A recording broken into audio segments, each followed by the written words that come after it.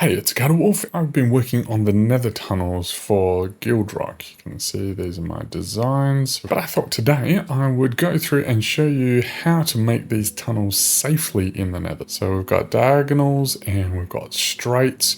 We've got all kinds of different tunnels going. We are building it so that these ice paths are on Y110. But the way that I'm building it, because we have all kinds of biomes and everything here, I'm building it so that it is safe the entire time that we are building it, not going to get any gusts spawning or any other nasties. It's simple once you know exactly how to do it and you can implement it in your world. So let's get to it, shall we? So I'm going to show building one of these diagonals. This is the shopping district, so it is slightly off center. We're not quite going from the corner like we are with all the others, but we are still going along the diagonal coordinates. So you'll see we're going 32, 32, 33, 33, etc, etc. And this here is why I always use a fortune pickaxe for doing big mining sessions in the Nether, because you get all this quartz and it helps to heal your pickaxe and just makes the session last a little longer. And sometimes you get lucky and find ancient debris. And then this is where things get a little hairy. I am right in a basalt delta way overhead, and there's ghasts and all kinds of things. So not to worry. What you want to do with this is kind of clear out the area that you're needing to go, and kind of at the moment, I'm giving myself a little bit more space, trying to figure out exactly what I'm doing, but there's holes opening up everywhere. You don't want to leave something like netherrack underneath if you're doing this in a biome where ghasts could spawn, because you don't want someone to be traveling in the Nether or whatever, ghast shoots a fireball and blows a hole in the bottom of your tunnel.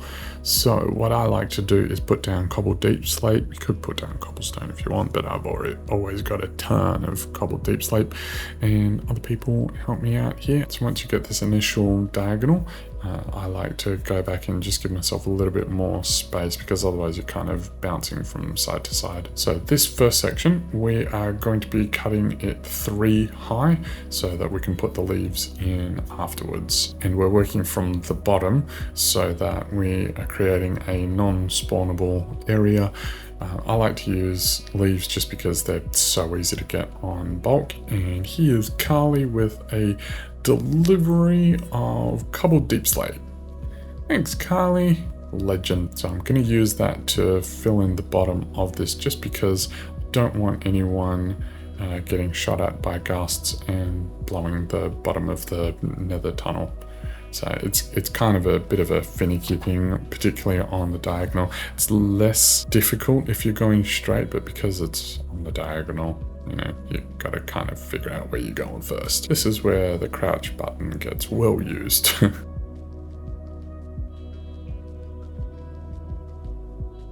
And unfortunately, a couple of days ago, my lovely netherite leggings that had swift sneak on them kind of got flown onto the nether roof due to a stupid bug.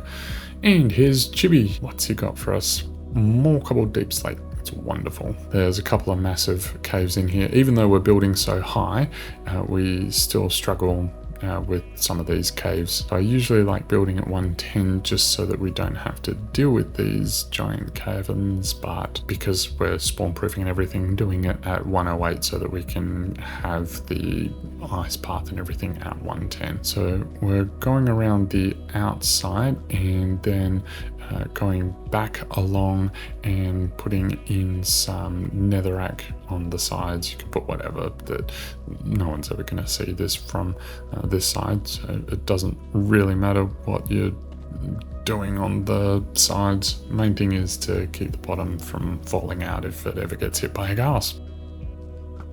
Got him. So then we go back and clear out the rest of the way home. Now you want to only go 3, you don't want to go 4 for very long, because ghasts can spawn in a 5x5 sideways and then 4 tall area, so you really don't want to go 4 high.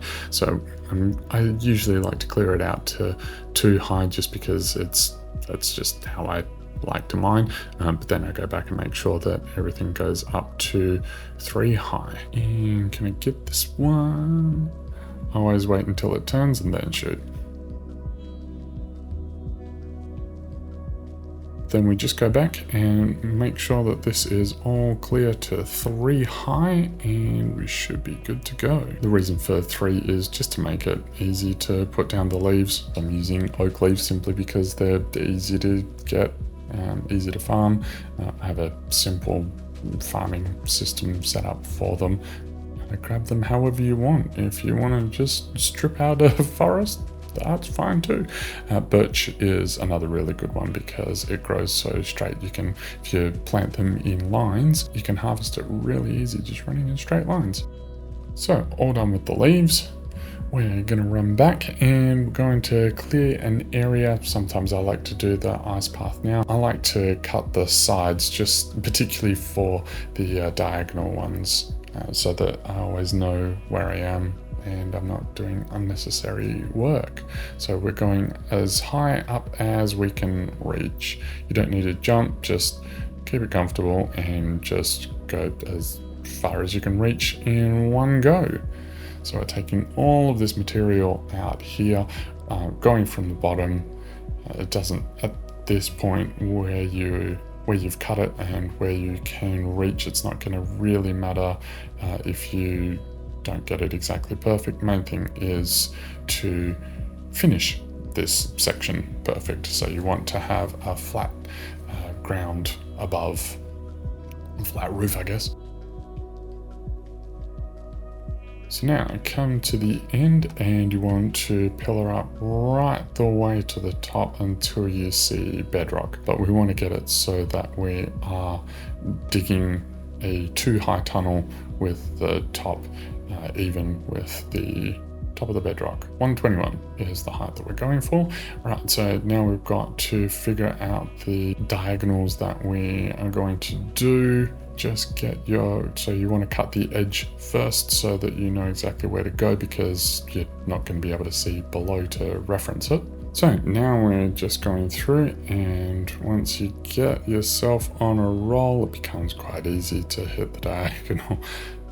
Here we go, this is what it looks like. So we just take that all the way through to the end and double check, make sure that it lines up with the way where it's supposed to, and then we just cut out this area here. We'll take it to the other side, and then once you're sure you're lined up, we go back and cut out the diagonal line all the way back to the start.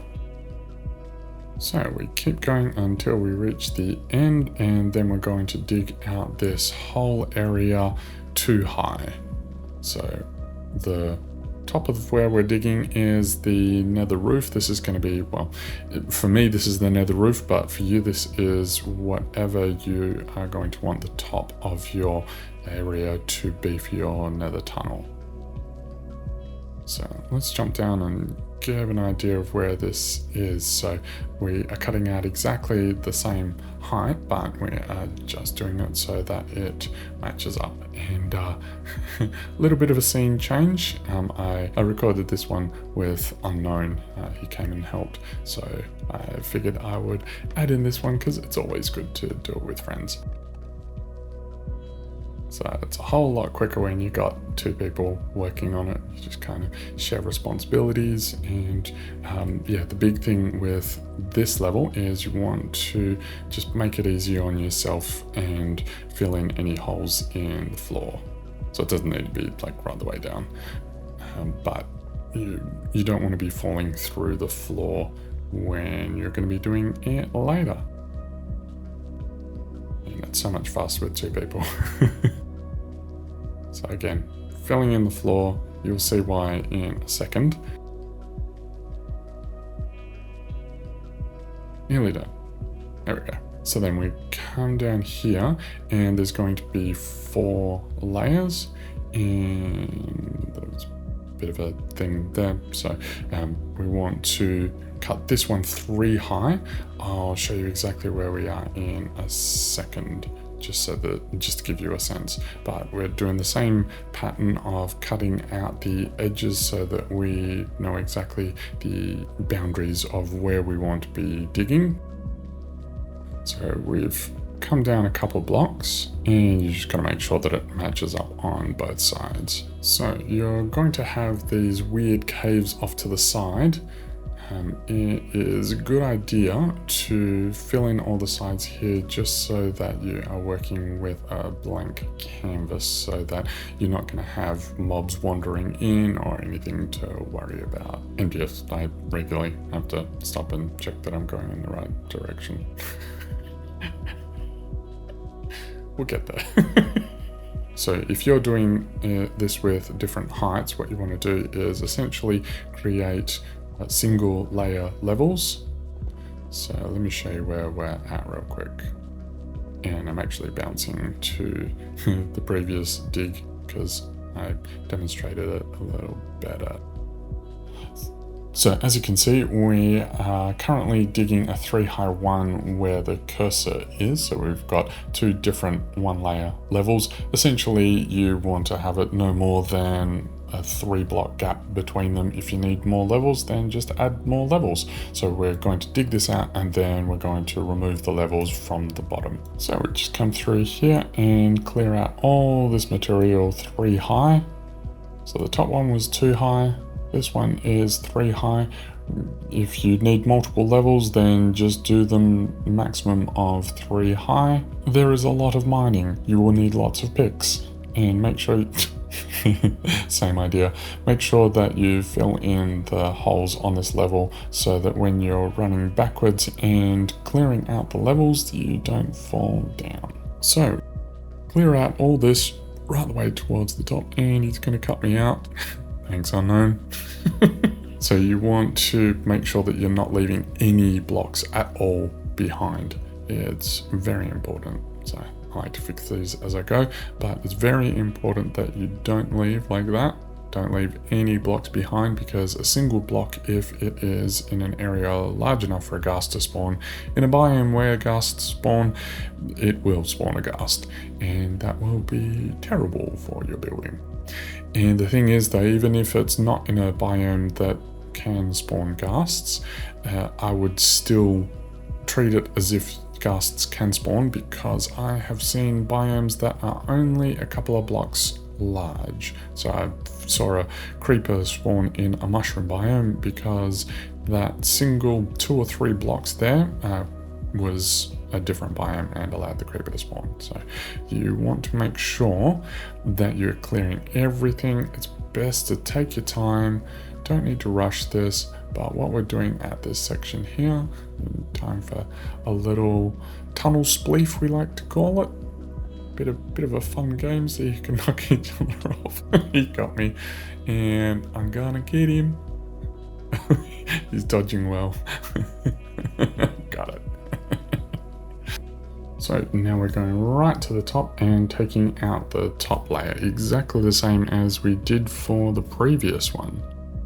So I like to run along and do the diagonal corners, just because I find it is a lot easier than trying to repair holes in the walls as you're going, particularly when you're up high. Otherwise you'd have to pillar up and do all that. Unknown, there's a gap behind you. Hello? Don't want to hit him with my sword. There we go. Alright, so we're going to come right up here, and we're literally just going to do exactly the same thing, and make sure you fix things as you go. And I'm sure all the piglins really enjoy you cutting out the blocks under their feet. Why else would they run to the edge like this? Bye! So you can see there's no blocks left behind. Just taking it right out to the back. I was doing it in a different way to the way that I was doing, which caused me a couple of moments of, whoop, there's not a block there. But how good does this look? And the knowing that there's no ghasts going to spawn in here, it's great. So as you can see, the ice path that I put down there, I put buttons on all that as I've gone.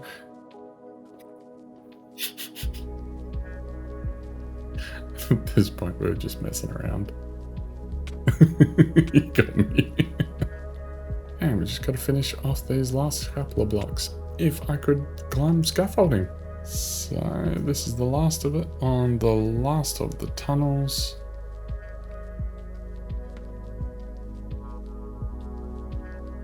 And finish it off unknown. Good job. All done. So we take out any of the scaffolding, any other blocks, make sure you do a fly through, check if there's anything that hasn't been, like if there's any holes or anything like that, like right here. This one's fine from a spawn proofing perspective, but it's going to make your life a whole lot easier to just fill it in so that you can concentrate on building when it's time to build. Looking good. And I think we've all earned a golden carrot.